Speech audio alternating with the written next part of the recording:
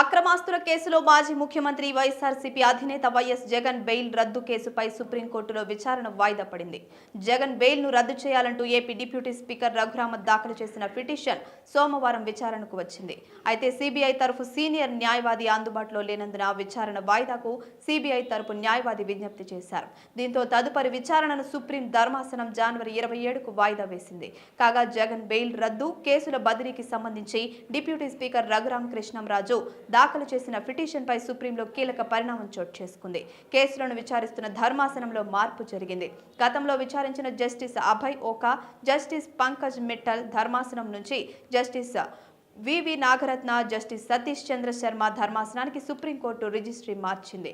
గత 12 సంవత్సరాలుగా ట్రయల్ ఒక్క అడుగు కూడా ముందుకు కదలలేదంటూ జస్టిస్ బివి నాగరత్న ధర్మాసనం ముందు రఘురామ తరపు న్యాయవాది శ్రీనివాసన్ వాదించారు. గత 10 ఏళ్లుగా ఒక డిశ్చార్జ్ అప్లికేషన్ కూడా డిస్పోజ్ చేయలేదని, ఈ వ్యవహారంలో సిబిఐ నిందితులు ఇద్దరూ కూడా కుమ్మక్కై ఒక్క అడుగు కూడా కదలనీయడం లేదంటూ రఘురామ తరపు న్యాయవాది ధర్మాసనం దృష్టికి తీసుకొచ్చారు.